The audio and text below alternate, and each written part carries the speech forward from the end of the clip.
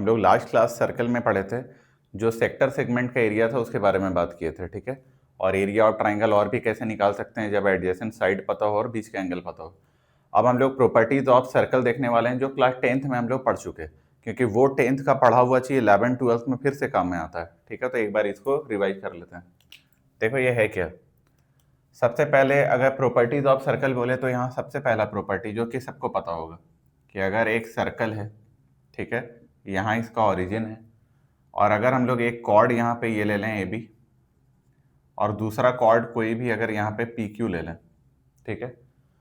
अगर ये कॉर्ड यहाँ पे अल्फा एंगल बना रहा है और वही कॉर्ड अगर यहाँ पे भी अल्फा एंगल बना रहा है, दोनों एंगल अगर सेम बना रहा है, तो ये कॉर्ड का लेंथ और ये कॉर्ड का लेंथ क्या हो जाएगा, सेम। अगर ये दोनों अल्फा अल्फा एंगल बना रहा है तो दोनों कॉर्ड का लेंथ सेम हो जाएगा। तो ये बात तो समझ में आ गया होगा, ठीक है, कि दोनों equal cord equal angle centre में बनाता है। अब इतना लिख नहीं रहे हैं कि उसको इंग्लिश में भी लिखवाएंगे, ऐसा नहीं कर रहे हैं, बोल रहे हैं उसको, तुम सुन लेना बार बार मन हो तो। बस हम लोग सारा प्रॉपर्टी एक नज़र में देख लेते हैं।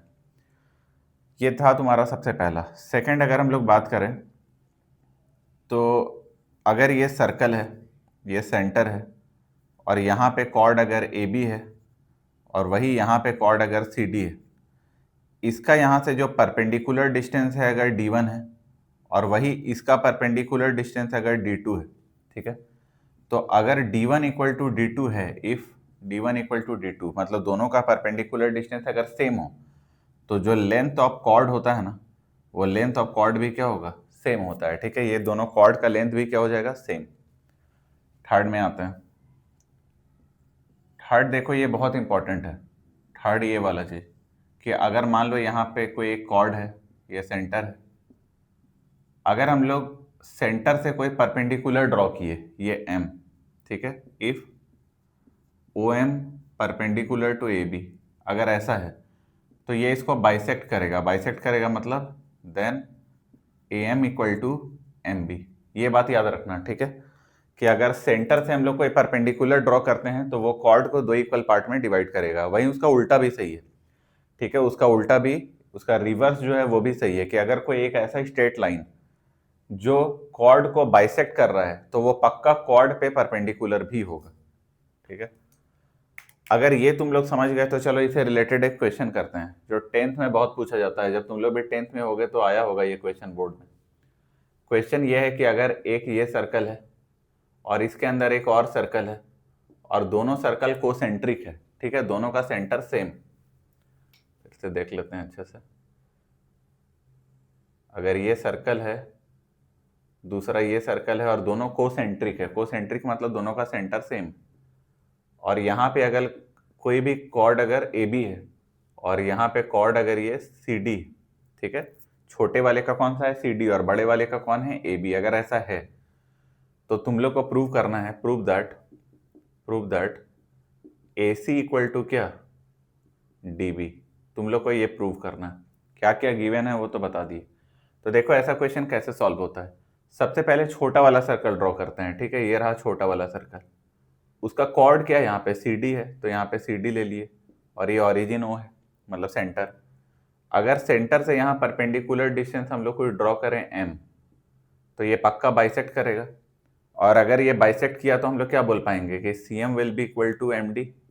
ये इक्वेशन फर्स्ट हुआ। अब बड़ा वाला सर्कल ड्रॉ करो।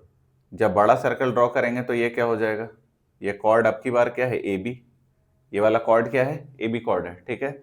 अगर ए बी कॉर्ड है तो फिर सेंटर से यहाँ परपेंडिकुलर, तो ये इसको क्या करेगा, बाइसेक्ट करेगा। अगर बाइसेक्ट किया तो A M will be equal to M B. ये सेकंड भी हम लोग को पता चल गया, फर्स्ट भी पता चला, सेकंड भी पता चला। देखो सेकंड वाला बड़ा है पहले वाले से, तो अब हम लोग क्या करते हैं, दोनों को माइनस करेंगे, ध्यान से देखना, ठीक है। यहाँ पे करते हैं तो अब दोनों को माइनस करेंगे, 2 - 1, तो बताओ 2 क्या है, ए एम, उसमें से माइनस क्या कर रहे हैं, सी एम, इक्वल टू क्या है, एम बी, माइनस क्या है, एम डी।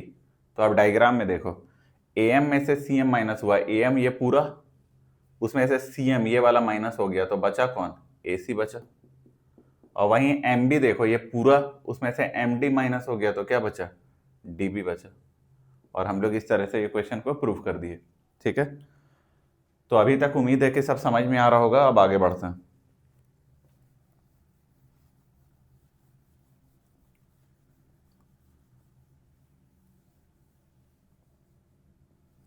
देखो इसके बाद शायद थर्ड प्रॉपर्टी था, फोर्थ में आते हैं। फोर्थ ये है कि अगर यहाँ पे एक सर्कल है और यहाँ पे उसका ये अगर टेंजेंट है, ठीक है, ऐसे टेंजेंट है, और ये ए बी क्या है, कोई मतलब ए बी टेंजेंट है और एम वो पॉइंट है जिस पॉइंट को टच कर रहा है। तो कोई भी सर्कल पे टेंजेंट एक ही पॉइंट में होता है, मतलब उसी पॉइंट को टच करते हुए जाता है, और उसको हम लोग बोलते हैं point of contact. Point of contact, ठीक है, जिस पॉइंट में टच करते हुए जाता है उसको बोलते हैं पॉइंट ऑफ कांटेक्ट। अब जैसे ये टच करते हुए गया तो रूल ये है कि जब भी किसी लाइन सेगमेंट से अगर ओएम से हम लोग पॉइंट ऑफ कांटेक्ट को, मतलब अगर सेंटर से पॉइंट ऑफ कांटेक्ट को मिलाने वाला लाइन टेंजेंट के साथ 90 डिग्री बनाता है, ठीक है, तो यहाँ पे है क्या कि ओएम जो है वो परपेंडिकुलर होगा ए बी का। ये बात हम लोगों को याद रखना है, ठीक है। अब नेक्स्ट आते हैं।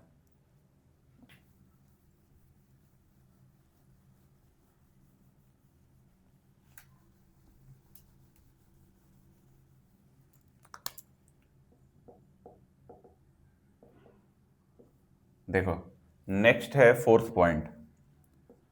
फोर्थ पॉइंट है कि अगर ये सर्कल है, ये सर्कल का तुम कोई भी आर्क ले लो, ये सेंटर है, कोई आर्क ए बी ले लो।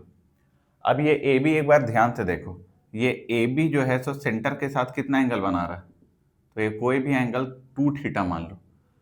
थीटा इसलिए नहीं ले रहे हैं, बाद में पता चलेगा। अभी 2 थीटा मान लिए, मेरा मन हुआ मान लिए, तुम्हारा मन ना हो तुम थीटा मानो, ठीक है। तो ये जो है वो सेंटर में क्या है, ए ओ बी एंगल कितना बना रहा है, 2 थीटा। अगर angle A O B 2 theta बनाया तो ये वाला जो पोर्शन है ना, देखो ये बना रहा है, ये जो आर्क है ना, ये आर्क, ये सेंटर में कितना एंगल बना रहा है, 2 थीटा।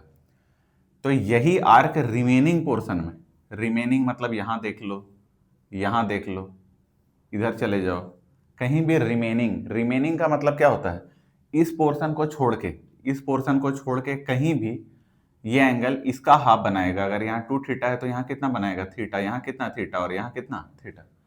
तो हम लोगों को दो कंक्लूजन यहाँ पे निकला मेरे, ये निकला कि ये कोई भी आर्क सेंटर में जितना एंगल बना रहा होता है उसी का हाफ एंगल रिमेनिंग पार्ट में बनाता है। रिमेनिंग का मतलब है तुम यहाँ पे मत बना देना एंगल, ये एंगल के बारे में नहीं बोल रहे हैं, क्या बोल रहे हैं, इस एरिया को छोड़ के, ये यहां से यहां तक के आर्क को छोड़ के रिमेनिंग आर्क कहीं भी पे जो बनाएगा एंगल, वो एंगल क्या रहेगा, थीटा रहेगा, ठीक है। तो इसका मतलब है कि ये सारा जितना भी रिमेनिंग पोर्शन में आर्क बना है वो सारे में एंगल क्या है, सेम है, और वो सेंटर से हाफ है, ठीक है। ये बहुत इंपॉर्टेंट है, बहुत काम में आता है। अगर ये हम लोग पढ़ लिए तो चलो इससे रिलेटेड एक क्वेश्चन करते हैं। क्वेश्चन 1, मान लो ये सर्कल है, ये सेंटर है, अब की बार ये ए और बी के आर्क है।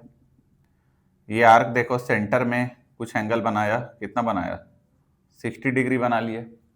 तो तुमको बताना है कि वो यहाँ पे कितना एंगल बनाएगा, ठीक है, इसको मान लो P, और तुमको बताना है कि वो यहाँ पे कितना एंगल बनाएगा, ये है Q। तो जो मना किए देखो वही क्वेश्चन दे दिए। यहाँ पे बोले ना कि यहाँ पे एंगल उसका हाफ नहीं बनाता है, तो ये तो पता चल गया कि उसका हाफ नहीं बनाएगा, लेकिन जो भी बनाएगा तुमको ये फाइंड आउट करना है, ठीक है। तो चलो देखते हैं, ये वाला क्वेश्चन अभी देखो रोक रहे हैं, ठीक है, ये बीच में कितना निकालना है वो अभी नहीं पूछ रहे हैं। एक टॉपिक और पढ़ा लेंगे उसके बाद ये क्वेश्चन पूछेंगे। अभी तुमको सिर्फ ये बताना है कि यहाँ एंगल कितना बनाएगा।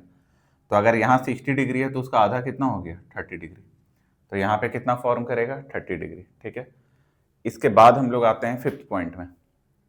तो देखो फिफ्थ पॉइंट है साइक्लिक क्वाड्रिलेटरल।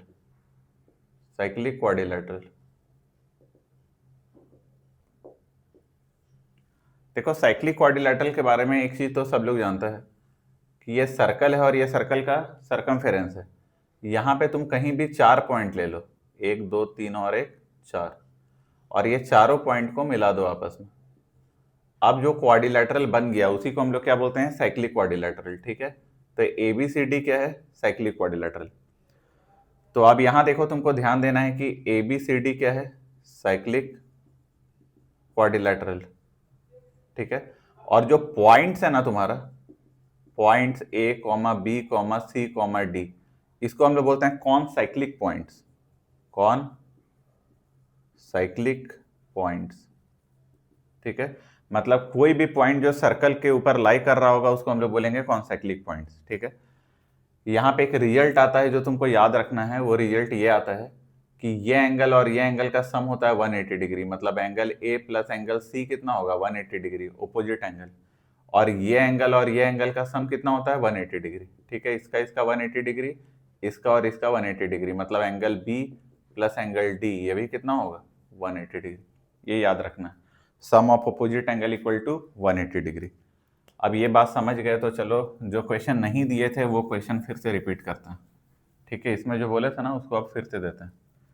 तो अब तुम्हारे लिए क्वेश्चन ये है कि अगर ये सर्कल है, ये पॉइंट है ए और बी, ये ओरिजिन है मतलब सेंटर है, एक यहाँ एंगल बना रहा है,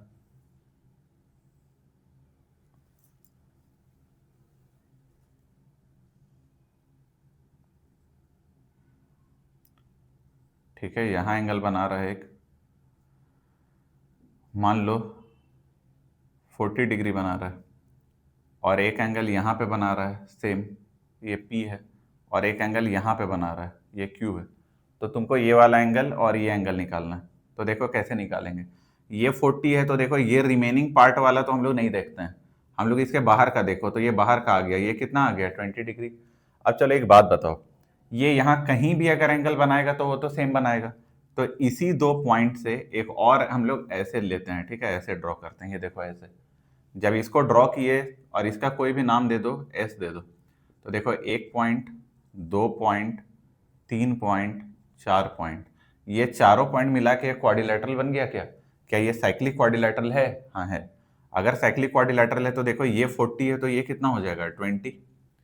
अब अगर ये 20 है तो ये वाला एंगल जैसे इसके अपोजिट एंगल है, देखो ध्यान से, तो angle S plus angle Q अभी अभी पढ़े थे कितना होता था 180 डिग्री, तो एंगल क्यू कितना हो जाएगा 180 डिग्री माइनस 20 डिग्री, तो कितना हो गया 160 डिग्री।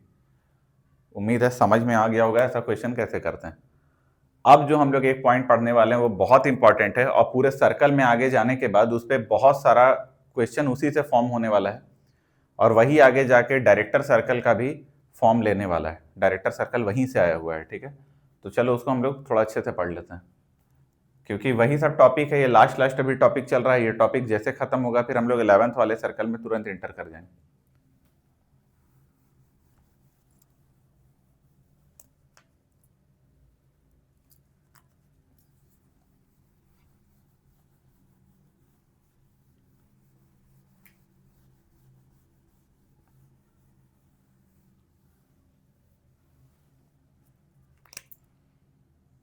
चलो देखो, इसके बाद वो शायद 6 प्रॉपर्टी था। 6 प्रॉपर्टी क्या है उसको देखते हैं। अगर एक सर्कल है और सर्कल के बाहर में एक पॉइंट P है, तो बताओ आउटसाइड वाले पॉइंट से हम लोग कितना टेंजेंट ड्रॉ कर सकते हैं? 2 टेंजेंट। ये देखो 2 टेंजेंट ड्रॉ कर दिए, ये A और ये क्या है B, और ये कोई भी इसका सेंटर O है। अब इससे तुम लोग एक परपेंडिकुलर को ऐसे ड्रॉ करो, ये परपेंडिकुलर और ये भी क्या आ गया परपेंडिकुलर। अभी अभी पढ़े थे कि सेंटर से ऐसे अगर कोई लाइन मिलाते हैं तो पॉइंट ऑफ कांटेक्ट के साथ अगर लाइन ज्वाइन हो रहा है तो वो टेंजेंट के साथ 90 डिग्री का एंगल बनाएगा। अब तुम ये दोनों लाइन को मिला दो, ये दोनों पॉइंट को, तो देखो तुमको यहाँ 2 ट्राइंगल नजर आ रहा होगा। एक ट्राइंगल नजर आ रहा होगा PAO और दूसरा ट्राइंगल नजर आ रहा होगा PBO, ठीक है। यहाँ पे तुम नोटिस करो एंगल ए किसके बराबर है? एंगल बी क्या है 90 डिग्री ईच है ना। फिर तुम एक चीज नोटिस करो कि ये भी रेडियस है, ये भी रेडियस है, तो अगर रेडियस है तो ओ ए किसके बराबर होगा? ओ बी के बराबर होगा। क्या है? Radius of same circle. और ओपी ओपी दोनों का कॉमन है ना, कॉमन। अगर ओपी ओपी दोनों का कॉमन है तो हम लोग बोल पाएंगे कि triangle PAO is congruent to triangle PBO, ऐसा तो बोल सकते हैं। और जैसे दोनों ट्राइंगल कॉन्ग्रुएंट हुआ तो CPCT लगाते हैं ना हम लोग। क्या बोलते थे CPCT? Congruent parts of congruent triangle, ठीक है। ठीक है, अब चलो यहाँ देखो, या common parts of congruent triangle जो भी है, इसका मतलब देखो है क्या कि अगर कोई दो ट्राइंगल है, अगर वो दोनों कॉन्ग्रुएंट है तो उसका करस्पॉन्डिंग साइड्स और करस्पॉन्डिंग एंगल भी इक्वल होगा। तो करस्पॉन्डिंग साइड्स और एंगल से मतलब है कि ये वाला जो साइड है, ये साइड इसके बराबर हो जाएगा बस, ठीक है। अब बाकी तो सब सबके बराबर है, ये वाला एंगल इस एंगल के बराबर हो जाएगा और ये वाला जो एंगल है वो इस एंगल के बराबर हो जाएगा। तो ये सब मेरा रिजल्ट निकला, और रिजल्ट क्या निकला? तो सबसे पहला P A equal to P B निकल गया। इसका मतलब है कि ये दोनों टेंजेंट का लेंथ बराबर होगा। तो हम लोग क्या बोल सकते हैं? Length of tangents from external point are same. कोई भी बाहर वाले पॉइंट से अगर हम लोग दो टेंजेंट ड्रॉ करेंगे तो दोनों का लेंथ क्या होगा? सेम होगा। सेकंड बात हम लोग क्या देखें कि angle A P O equal to angle B P O. ये देखो ए पी ओ ये वाला एंगल और बी पी ओ ये वाला एंगल आपस में क्या है? Same. And angle A O P equal to angle B O P. मतलब ए ओ पी ये वाला एंगल और बी ओ पी ये वाला एंगल भी क्या होगा? सेम होगा। तो अगर ये दोनों एंगल भी सेम है, ये दोनों एंगल भी सेम है, तो कहीं ऐसा तो नहीं है कि पीओ जो लाइन है वो इन लोग दोनों का एंगल बाइसेक्टर है? हाँ, यहां से यही कंक्लूजन निकला। क्या निकला? कि PO is angle bisector of angle P and angle O. ठीक है, ये कंक्लूजन निकला। अब और भी यहां से बहुत सारा कंक्लूजन आना बाकी है, ठीक है। वो देखो क्या क्या है कंक्लूजन है। पहले हम लोग कुछ फाइंड आउट करते हैं यहाँ पे, उसके बाद चलो नए डायग्राम में फाइंड आउट करेंगे। लेकिन एक और रिजल्ट आता है, वो रिजल्ट हम लोगों को याद रखना है, ठीक है। वो रिजल्ट क्या है कि अगर हम लोग ये 4 पॉइंट देख लें, 1 पॉइंट, 2 पॉइंट, 3 पॉइंट और ये 4 पॉइंट, ये चारों पॉइंट को लेते हुए अगर हम लोग एक सर्कल ड्रॉ करेंगे ना, अगर तो सर्कल ड्रॉ हो जाएगा। इसका मतलब ये है कि अगर हम लोग ऐसा सर्कल ड्रॉ करना चाहें जिसके सरकमफेरेंस में ये चारों पॉइंट लाई करे, तो ऐसा पॉसिबल है। इसका मतलब ये चारों पॉइंट भी क्या है? कॉन्साइक्लिक पॉइंट्स, ठीक है। तो A O B and P R concyclic points. और अगर वो कॉन्साइक्लिक पॉइंट्स है तो जो पी और ओ है ना, पीओ, वो उसका डायमीटर है विथ पीओ एज डायमीटर। तो मान लो अगर मेरा टारगेट ये है कि ये रेडियस तो छोटा आ रहा है, लेकिन अगर हम सोचे कि ये एक सर्कल ड्रॉ करते हैं जिसका ये रेडियस हम लोग को चाहिए या ये डायमीटर चाहिए, तो क्या हम लोग फाइंड कर सकते हैं? हाँ, कर सकते हैं। क्यों? ये एक ट्राइंगल है, अगर यहाँ का एंगल कुछ भी अल्फा दिया हुआ है तो हम लोग ये भी निकाल सकते हैं। और वहीं से धीरे धीरे हम लोगों को पता चलेगा कि डायरेक्टर सर्कल का भी इक्वेशन यहीं से आता है। लेकिन खैर अभी तुम लोग को पता चल गया होगा जो भी पढ़ा है, ठीक। इसके बारे में जो कैलकुलेटिव पार्ट है ना, कि तुम्हारा कैसे एंगल हुआ, यहाँ का एंगल कितना, यहाँ का एंगल कितना, ये सारा कैलकुलेटिव पार्ट हम लोग अलग से देखेंगे, ठीक ना। पहले ये सारा रूल पढ़ लेते हैं जो जैसे है थ्योरेटिकल पार्ट। इसके बाद रूल आज अगर खत्म होगा तो कल जो नेक्स्ट वीडियो तुम्हारा रहेगा, नेक्स्ट वीडियो में हम लोग इसी के बारे में पढ़ेंगे कि इसका डायमीटर या रेडियस कैसे निकालते हैं, और फिर पूरा 11th वाला पोर्शन पढ़ेंगे, ठीक है। तो इसको अभी यहीं रहने देते हैं। तो उम्मीद है कि ये समझ में आ गया होगा कॉन्साइक्लिक पार्ट्स। अब जो लास्ट टॉपिक है वो बता देते हैं। देखो,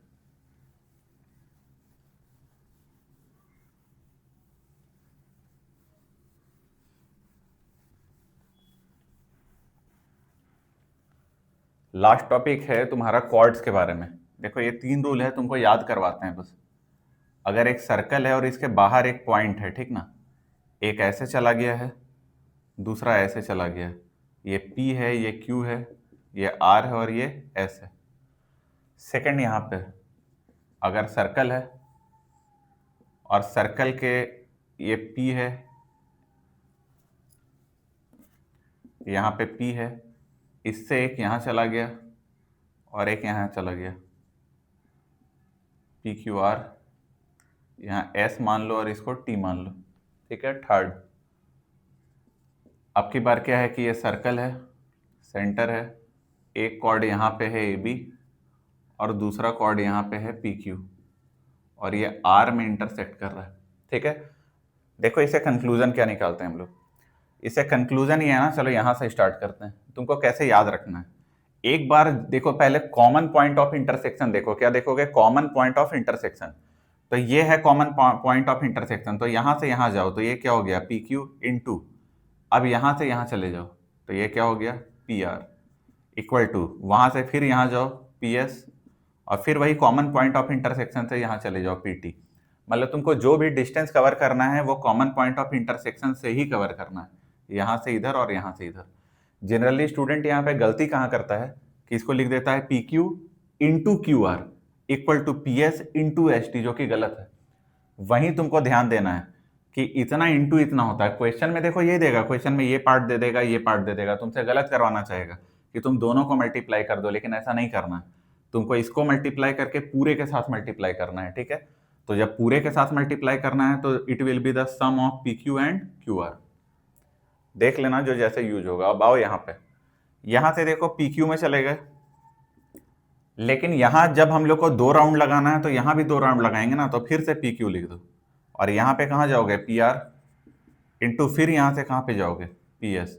तो तुम देखो पी क्यू का स्क्वायर क्या हो गया, P R into P S, या तो हम लोग पी क्यू को क्या बोल सकते हैं, under root P R into P S, ठीक है।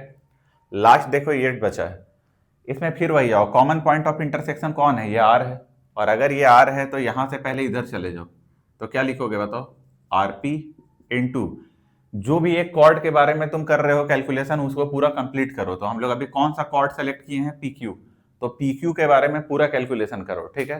क्या कैलकुलेशन करोगे, एक बार आ गए हम लोग आर पी, फिर यहां से हम लोग आ जाएंगे आर क्यू इक्वल टू, अब देखो इधर आ जाएंगे आर ए, और इधर आ जाएंगे तुम्हारा आर बी। तो उम्मीद है समझ में आ गया होगा ये प्रॉपर्टी। अब एकदम लास्ट टॉपिक जो है प्रॉपर्टी का, उसमें आते हैं, ठीक है, वो लास्ट है, फिर बस मैथमेटिकल ही बचेगा।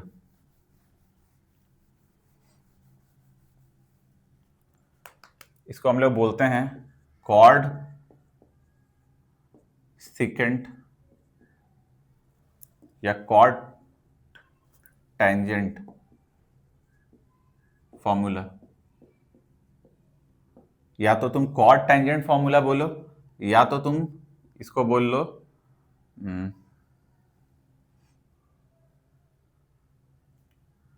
सिकेंट